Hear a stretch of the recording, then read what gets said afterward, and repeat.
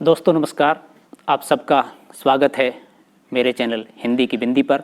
मैं हूं डॉक्टर प्रदीप प्रसन्न और आप भी प्रसन्न होंगे। आइए कुछ नई बातें सीखते हैं आज के टॉपिक के साथ।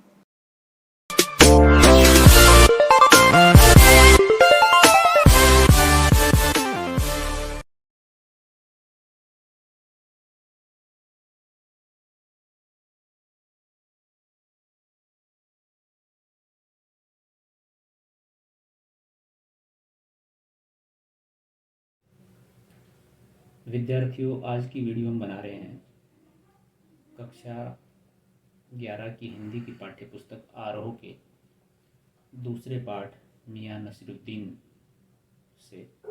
जैसे कृष्णा सोबती ने लिखा है, इस पाठ का हम वाचन कर रहे हैं, उसका भाव बता रहे हैं, अर्थ बता रहे हैं। 2 वीडियो इसी पाठ से संबंधित पूर्व में बना चुके हैं और अब इसी पाठ की आगे की वीडियो अगले क्रम में हम बना रहे हैं। वीडियो प्रारंभ कर रहे हैं उससे पहले आप सबसे एक निवेदन है, यदि आपने हिंदी की बिंदी चैनल को अभी तक भी सब्सक्राइब नहीं किया है तो प्लीज़ उसे सब्सक्राइब जरूर करें, बेल आइकॉन को जरूर दबाएं ताकि कोई वीडियो आप मिस ना कर पाएँ। आइए शुरू करते हैं आज की वीडियो। तो मियाँ नसरुद्दीन से बातचीत चल रही है कि आपने अपनी ये जो रोटी, तरह तरह की रोटी बनाने की कला है, ये कहाँ से सीखी, कैसे सीखी, बातचीत चल रही है। मियाँ नसरुद्दीन जोश में आ गए, हमने न लगाया होता खोमचा तो आज क्या यहाँ बैठे होते। खोमचा का मतलब आप जानते हो कि रेहड़ियाँ लगा लगा करके तरह तरह की सामान चीज़ें बेचना, वो सब। तो मियाँ को खोमचे वाले दिनों में भटकते देख हमने बात का रुख मोड़ा। आपने खानदानी नानबाई होने का जिक्र किया, क्या यहाँ और भी नानबाई हैं? मियाँ ने घूरा, बहू तेरे, पर खानदान नहीं। सुनिए, दिमाग में चक्कर काट गई है एक बार। हमारे बुजुर्गों से बादशाह सलामत ने यूं कहा, मियाँ नानबाई कोई नई चीज़ खिला सकते हो? खानदानी नानबाई मतलब यह है कि लगातार जिनकी पीढ़ी दर पीढ़ी ये काम करती आ रही है, उस तरह से। तो बादशाह सलामत ने कुछ नई चीज़ खाने के लिए कहा तो हुक्म कीजिए जहाँ पना, क्या चाहिए? बादशाह सलामत ने फरमाया, कोई ऐसी चीज़ बनाओ जो न आग से पके न पानी से बने। क्या उनसे बनी ऐसी चीज़?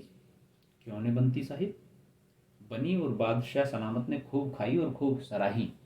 सराही मतलब खूब तारीफ की, इतनी स्वादिष्ट, अच्छी और विशिष्ट बनी वह। लगा हमारा आना कुछ रंग लाया चाहता है, बेसब्री से पूछा, वह पकवान क्या था? कोई खास ही चीज़ होगी। मियाँ कुछ देर सोच में खोए रहे। सोचा पकवान पर रोशनी डालने को है कि नसरुद्दीन साहिब बड़ी रुखाई से बोले, यानी कि बेरुखी से, हाँ ये हम न बतावेंगे। बस आप इतना समझ लीजिए कि एक कहावत है न कि खानदानी नानबाई कुएं में भी रोटी पका सकता है। कहावत जब भी गढ़ी गई हो, हमारे बुजुर्गों के कर्तव्य पर ही पूरी उतरती है। अर्थात व्यक्ति कोई हुनर, कोई कला जानता है तो कहीं पर भी उसका विकास कर सकता है और उसको दिखा सकता है। यानी कि वो परिश्रम से उस कला का धीरे धीरे प्रदर्शन वहाँ करे जहाँ कोई भी न देख रहा हो, तो भी वो कला अपने आप में प्रस्फुटित होकर के कहीं ना कहीं निकलेगी और लोगों तक पहुँचेगी। मियाँ ने मज़ा लेने के लिए टोका। कहावत यह सच्ची भी है कि एकदम से, जैसे उन्होंने कहा, ये कहावत कहीं सच्ची है कैसी आप लोगों ने गढ़ी है? मियाँ ने तरेरा, थोड़ा क्रोध से, गुस्से से देखा। और क्या झूठी है? आप ही बताइए, रोटी पकाने में झूठ का क्या काम? झूठ से रोटी पकेगी? क्या पकती देखिए कभी? रोटी जनाब पकती है आँच से, समझे?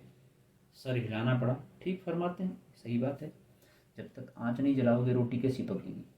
यानी कि कुछ तवा गर्म करना पड़ेगा, रोटी को सेकने के लिए आग जलानी पड़ेगी, या बिजली से भी आप कर सकते हैं, आजकल उपकरण आ गए हैं, लेकिन फिर भी उसको हीट तो देनी पड़ेगी, तवे को गर्म करना पड़ेगा आटे को पकाने के लिए। इस बीच मियाँ ने किसी और को पुकार लिया।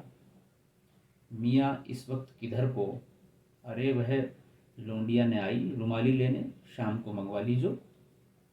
मियाँ एक बात और आपको बताने की जहमत उठानी पड़ेगी। मियाँ ने एक और बीड़ी सुलगा ली थी, सो कुछ फुर्ती पा गए थे।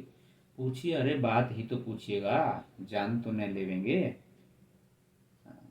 उसमें भी अब क्या देर, 70 के हो चुके। फिर जैसे अपने से ही कहते हों, वालिद मरहूम तो कूच किए 80 पर, क्या मालूम हमें इतनी मोहलत मिले न मिले। कूच किए यानी कि चले गए वहाँ से, मोहलत यानी कि अनुमति, छूट। मरहूम उसे कहते हैं जिसका देहांत हो गया हो, वालिद यानी कि पिता।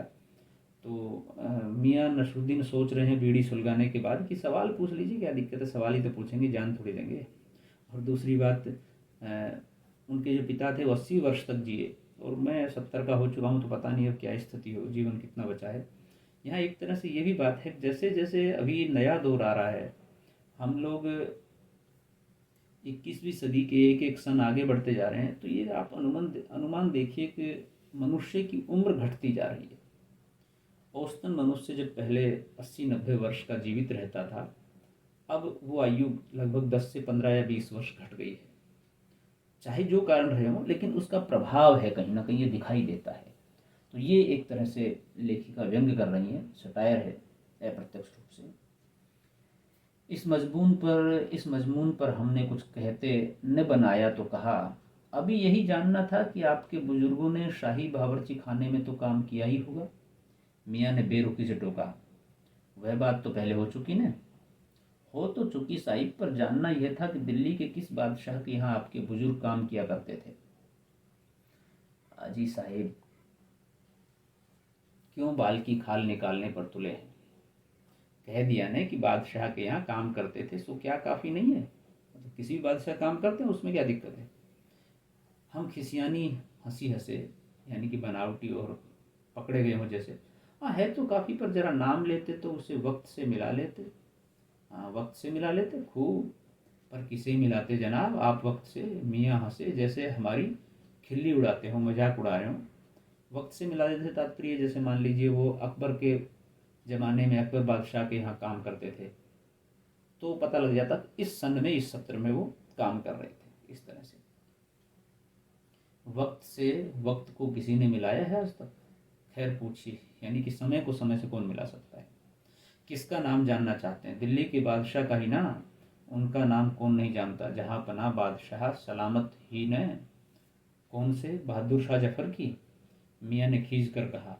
फिर उलट पलट के वही बात, लिख लीजिए बस यही नाम। आपको कौन बादशाह के नाम चिट्ठी रुखा भेजना है? डाक खाने वालों के लिए सही नाम पता ही जरूरी है, यानी कि कोई भी नाम लिख लीजिए, जो आपने सोचा वही लिख लीजिए, उससे कौन सा फर्क पड़ेगा। बस उनके यहाँ काम किया था, यही महत्वपूर्ण बात है। हमें बिटर बिटर अपनी तरफ देखते पाया तो सिर हिला, अपने कारीगर से बोले, अरे ओ बब्बन मियाँ, भट्टी सुलगा दो तो काम से निपटें। यानी कि भाई खाना बनाना है, रोटियां बनानी है, ये तो बातचीत करते रहेंगे, इनका क्या है, अखबार नवीस हैं, इंटरव्यू लेते आते रहते हैं। ये बब्बन मियाँ कौन है साहिब? मियाँ ने रुखाई से जैसे फांक की काट दी हो। अपने कारीगर और कौन होंगे? मन में आया पूछ लें, आपके बेटे बेटियां हैं, पर मियाँ नसरुद्दीन के चेहरे पर किसी दबे हुए अंधड़ के आसार देख यह मजमून ने छेड़ने का फैसला किया। अंधड़ यानी कि अभी कुछ पूछेंगे तो ये फड़क पड़ेंगे, तूफान की तरह, अंधड़ की तरह। इतना ही कहा, ये कारीगर लोग आपकी शागिर्दी करते हैं?